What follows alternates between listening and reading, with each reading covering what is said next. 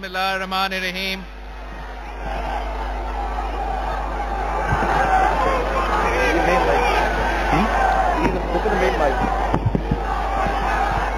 بسم اللہ الرحمن الرحیم. نعرے تکبیر، نعرے رسالت، نعرے حیدری، نعرے بھٹو، واہ حیدرآباد واہ. آج آپ نے ہمارا دل جیت لیا ہے. میرا خیال میں آج تک ہمارا پاکستان ڈیموکریٹک موومنٹ کے تحریک کا سب سے بڑا جلسہ حیدرآباد کے عوام نے کروا لیا ہے. ہم حیدرآباد کے بہادر اور غیور عوام کو سلام پیش کرتا ہوں. حیدرآباد کے عوام نے ہمیشہ جمہوریت کی جدوجہد میں آمریت کے مقابلے میں صف اول کا کردار ادا کیا ہے. جنرل ایوب خان ہو، یحییٰ خان ہو، جنرل مشرف ہو، جنرل ضیاء ہو، سب کے سب حیدرآباد کے عوام سے ڈرتے تھے. ضیاء تو حیدرآباد کے طلباء سے بھی ڈرتا تھا، یہاں کے اسٹوڈنٹ سے ڈرتا تھا. اس حد تک کہ آج کے دن ضیاء الحق نے اسٹوڈنٹ یونینز پہ پابندی لگایا تھا. وہ اس لیے کہ اس ملک کے نوجوان اس آمر سے نہیں ڈرتے تھے. وہ جمہوریت کے لیے movement for the restoration of democracy کے لیے اپنا کردار ادا کرتے تھے.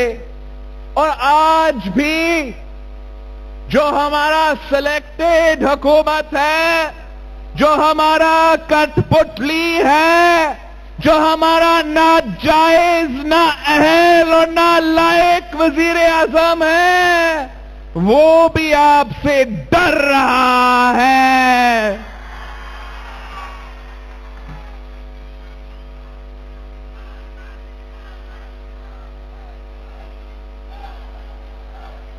سلیکٹڈ کہتا ہے، ناجائز وزیر اعظم کہتا ہے کہ سندھ ہمارا صوبہ نہیں ہے.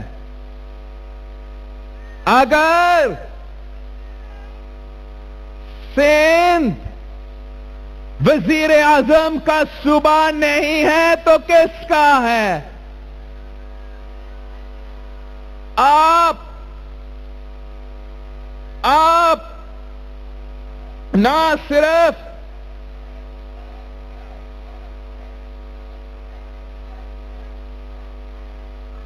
آپ تو کٹ پتلی ہو، سلیکٹڈ ہو، دھاندلی کے نتیجے میں بنے ہوئے وزیر اعظم ہو. سندھ بھی آپ کا نہیں ہے، بلوچستان بھی آپ کا نہیں ہے، پنجاب بھی آپ کا نہیں ہے، پختونخوا، گلگت بلتستان اور کشمیر بھی آپ کا نہیں ہے.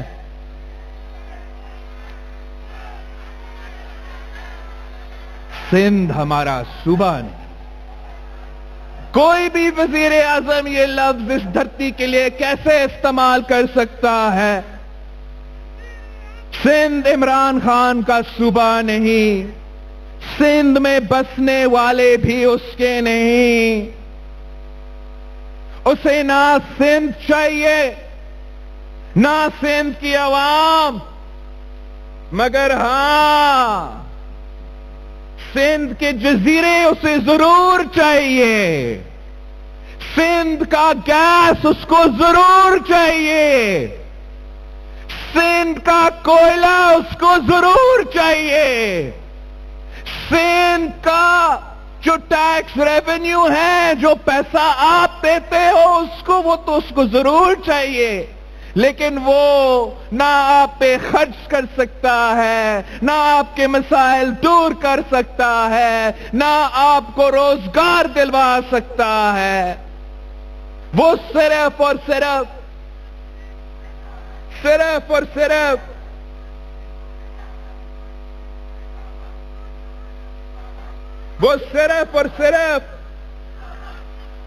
آپ کے حقوق پہ ڈاکہ ڈالنا جانتا ہے، آپ کے جیب پہ ڈاکہ ڈالنا جانتے ہیں، مگر آپ اس ملک کے عوام ان کو برداشت نہیں کریں گے، اور انشاءاللہ تعالی ہم اپنے حقوق کا بھی حفاظت کریں گے، ہم اپنی جمہوریت کا بھی حفاظت کریں گے، اور یہ جو وزیر اعظم ہے اس کو ضرور بگائیں گے۔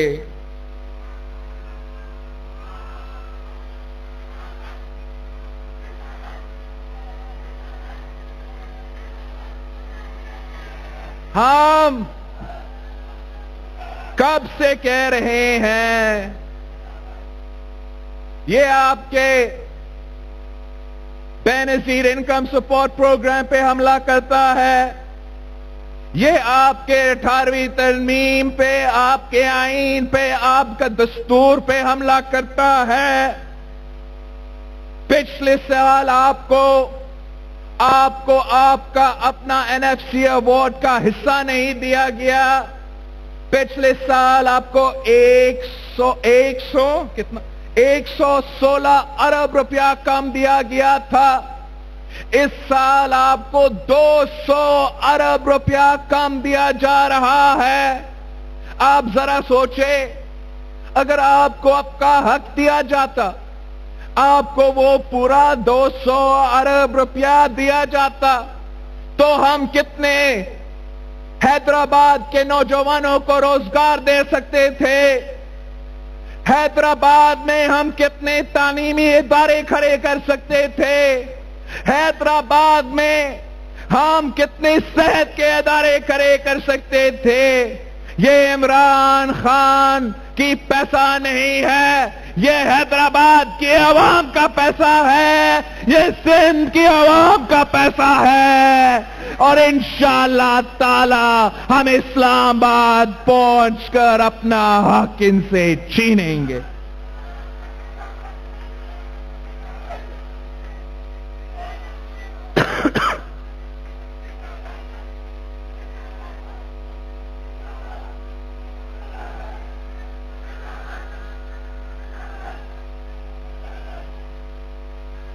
پی ٹی آئی کی حکومت، یہ نالائق، ناجائز، نااہل حکومت اپنے ساتھ ایک مہنگائی کی سونامی لے آئی ہے۔ آٹا، دال، چاول، ہر چیز عام آدمی کی خرید سے باہر ہے، اور خرید بھی لے تو پکائے کہاں؟ آٹے کی 20 کلو کی بوری 1237 روپے، آلو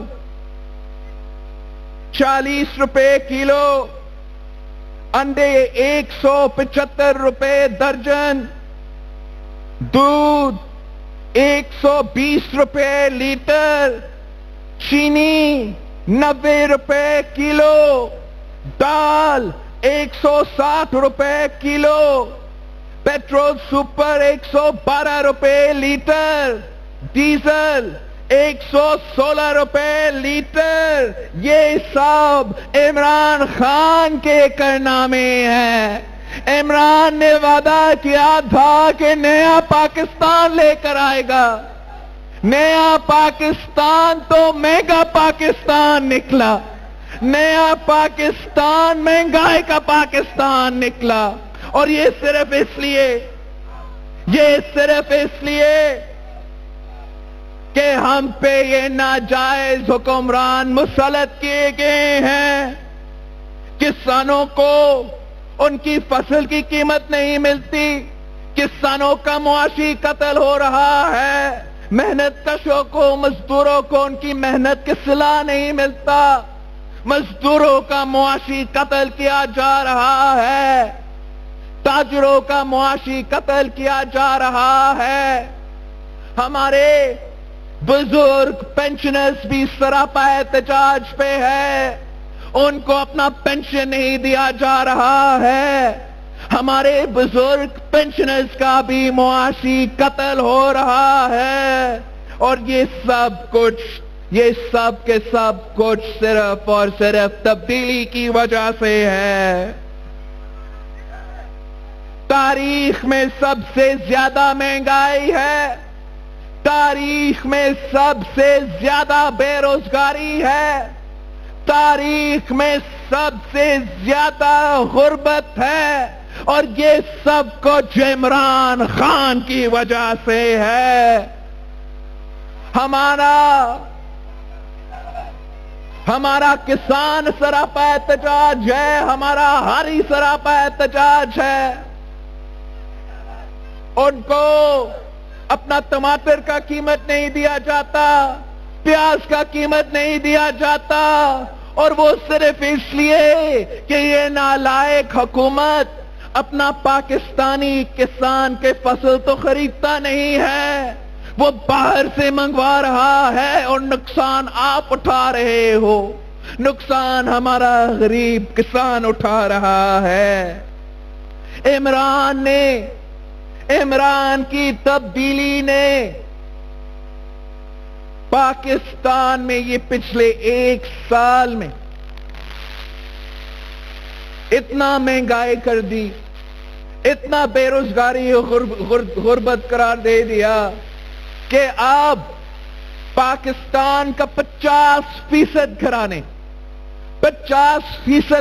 مطلب آدھا ایک گھر پاکستان میں اب عمران خان کی وجہ سے, تبدیلی کی وجہ سے غذائی قلت کا شکار ہے. وہ اپنا راشنز میں کمی کر رہے ہیں اس لیے کہ یہ غریب دشمن حکومت نے غذائی قلت کا شکار ہے. وہ اپنا راشنز میں کمی کر رہے ہیں اس لیے کہ یہ غریب دشمن حکومت نے آپ کا جینا حرام کر دیا ہے. یہ غریب دشمن حکومت نے ہر وہ فیصلہ لیا ہے جو اس ملک کے مظلوم طبقہ کے خلاف ہے. یہ غریب دشمن حکومت امیروں کو ریلیف دلواتا ہے. امیروں کو ریلیف دلواتا ہے مگر غریبوں کو تکلیف دلواتا ہے. یہ وہی حکومت ہے, یہ وہی عمران ہے جس نے 1 کروڑ نوکریوں کا وعدہ کیا ہے. میں حیدرآباد کے عوام سے پوچھتا ہوں, میں حیدرآباد کے نوجوانوں سے پوچھتا ہوں کہ ان 1 کروڑ نوکریوں میں سے کیا آپ کو ایک بھی نوکری دی گئی ہے؟ یہ وہی جھوٹا عمران ہے جو کہتا تھا کہ میں 50 لاکھ گھر بناؤں گا. میں حیدرآباد کے عوام سے پوچھنا چاہتا ہوں کہ کیا یہ سچ نہیں ہے کہ عمران کی حکومت انکروچمنٹ کے نام پہ, چاہے وہ حیدرآباد ہو, سکھر ہو, میرے اپنا لارکانوں کا رائس کنال ہو, غریبوں کے سر سے چھت نہیں چھین رہا ہے؟ کیا ان 50 لاکھ گھروں میں سے آپ کو ایک بھی گھر دیا گیا ہے؟ یہ وہی عمران ہے، یہ وہی عمران ہے جو کہتا تھا کہ وہ قرض نہیں لے گا۔ یہ وہی عمران ہے جو کہتا تھا کہ IMF کے سے بھیک مانگنے سے پہلے وہ خودکشی کر دے گا۔ اور 3 سال میں کیا کیا؟ 3 سال کے اندر تاریخ کا سب سے زیادہ قرض لے لیا۔ اتنا قرض لے لیا ہے کہ اگر آپ پاکستان کی ہر حکمران کا دور اس سے پہلے ملا بھی دے، پھر بھی آپ عمران کا قرض کا مقابلہ نہیں کر سکتا۔ عمران نے ہر پاکستانی کو قرضی بنا دیا ہے۔ ہر پاکستانی کو 175 روپیہ کا قرضی بنا دیا ہے۔ یہ وہی عمران ہے، یہ وہی عمران ہے جو دعویٰ کرتا تھا کہ اس کے دور میں پاکستان کی معیشت ترقی کرے گا، باہر سے پیسوں کی بارش ہوگا، اور کیا ہے؟ پاکستان کی معیشت کو برباد کر دیا ہے۔ پاکستان کی جو اکنامک گروتھ ریٹ ہے وہ پاکستان کی تاریخ میں پہلی بار منفی میں ہے۔ پاکستان جیسے ملک معاشی سطح پہ افغانستان اور بنگلہ دیش کا بھی مقابلہ نہیں کر سکتا ہے۔ افغانستان حالات جنگ میں ہے۔ بنگلہ دیش ایک زمانے میں ہمارا حصہ ہوتا تھا۔ معاشی اکنامک گروتھ ریٹ میں پاکستان منفی میں ہے اور بنگلہ دیش اور افغانستان ہم سے آگے ہے۔ اگر ہم ان سے کسی چیز میں آگے ہے تو ہمارا جو مہنگائی ہے وہ پوری ریجن میں سب سے آگے ہے۔ وہ بنگلہ دیش اور افغانستان کے مہنگائی سے بھی زیادہ ہے۔ اور یہ صرف اس ناجائز، نااہل اور نالائق وزیر اعظم کی وجہ سے ہے کہ اس کو ہم پہ مسلط کیا گیا ہے۔ آپ اس کا نالائکی کا بوجھ اٹھا رہے ہو، آپ اس کا کرپشن کا بھی بوجھ اٹھا رہے ہو۔ ٹرانسپیرنسی انٹرنیشنل کہتا ہے کہ عمران خان کی حکومت میں کرپشن کا اضافہ ہوا ہے۔ عمران کی حکومت میں پاکستان کی تاریخ میں اب سب سے زیادہ کرپشن ہو رہا ہے۔ یہ ہم نہیں کہتے، یہ PDM نہیں کہہ رہا ہے، یہ ٹرانسپیرنسی انٹرنیشنل کہہ رہا ہے۔ مگر عمران سے کوئی سوال نہیں پوچھتا۔ BRT منصوبہ میں کرپشن، فورن فنڈنگ کیس میں کرپشن، معلم جبہ میں کرپشن، بلین ٹریز میں کرپشن، علیمہ باجی کی سلائی مشینز میں کرپشن، پاپا جونز کا پیزا میں بھی کرپشن، مگر کوئی ان سے پوچھتا نہیں۔ آپ ان کا کرپشن کا بوجھ، ان کا نالائکی کا بوجھ، ان کا نااہلی کا بوجھ آپ اٹھا رہے ہو، آپ بھگت رہے ہو اپنی بجلی کے بل میں، اپنی گیس کے بل میں، کھانے پینے کے اشیاء کے بل میں۔ ہم کب تک اس نالائق کو بھگتیں گے؟ ہم کب تک اس کو برداشت کریں گے کہ یہ ناجائز وزیر اعظم نے پاکستان کی معیشت کو تباہ کر دیا، پاکستان کی جمہوریت کا جنازہ نکال دیا ہے، پاکستان کی صحافت پہ، پاکستان کے انصاف کے ادارے پہ سب کچھ میں تالا لگا دیا ہے۔ ہم کب تک اس کٹ پتلی کو برداشت کریں گے؟ کب تک یہ اس قسم کے ایکسپیریمنٹس برداشت کرتے رہیں گے؟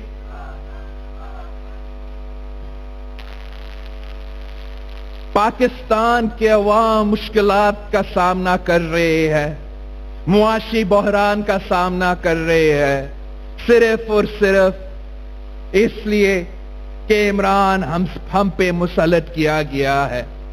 اور اب وہ کہتے ہیں کہ اسٹیبلشمنٹ کو سیاست میں نہ گھسیٹو۔ میں آپ سے پوچھنا چاہتا ہوں، حیدرآباد کے عوام سے پوچھنا چاہتا ہوں کہ اسٹیبلشمنٹ کو سیاست میں کون گھسیٹتا ہے؟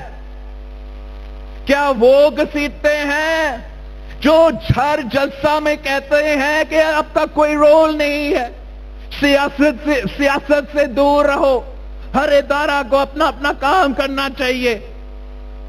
یا وہ اسٹیبلشمنٹ کو سیاست میں گھسیٹ رہے ہیں جو ان کو انگلی پکڑ کے سیاست کرتے ہیں، جو ان کا انگلی پکڑ کے الیکشنز لڑتے ہیں، جو کہتے ہیں کہ ہمیں الیکشنز جتوا کے دکھائے، جو کہتے ہیں کہ ہمارا پولنگ سٹیشنز کے اندر اور باہر کھڑے ہو، جو کہتے ہیں کہ میڈیا کو بھی ہمارے لیے سنبھالو، ہمارا بجٹ بھی پاس کروا لو، جو کہتے ہیں کہ دوست ممالک ناراض ہے آپ ان کو بھی جا کے سنبھالو، جو کہتے ہیں کہ ہم نے فیکٹو لیجسلیشن پاس کرنا ہے اس پہ بھی ہمیں مدد کرو، گلگت بلتستان پہ کنسنسس بنانا ہے تو کنسنسس بناؤ، اور سینٹ انتخابات آ رہے ہیں ہمیں ذرا مدد کرو، ذرا مدد کرو۔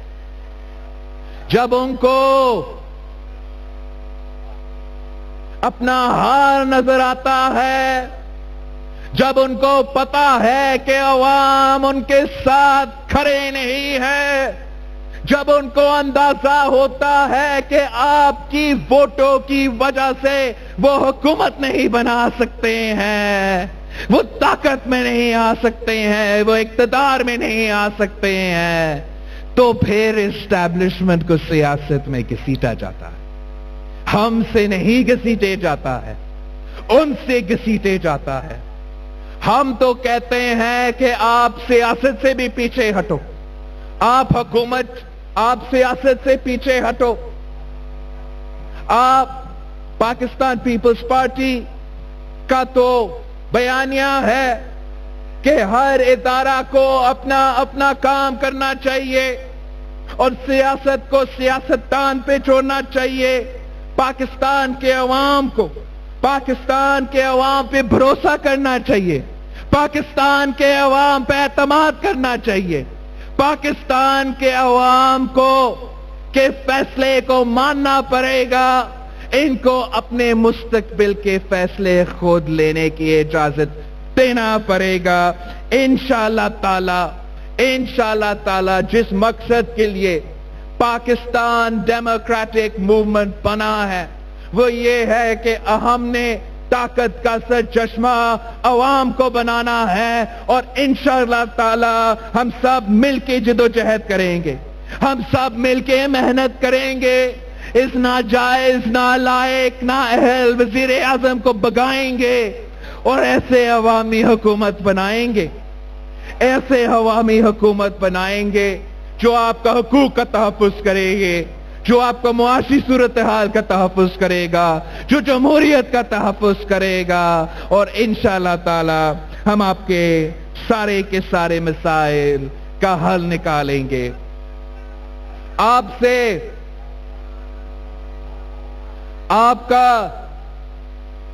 کا محنت، آپ کی جدوجہد ہم سب کے سامنے ہے۔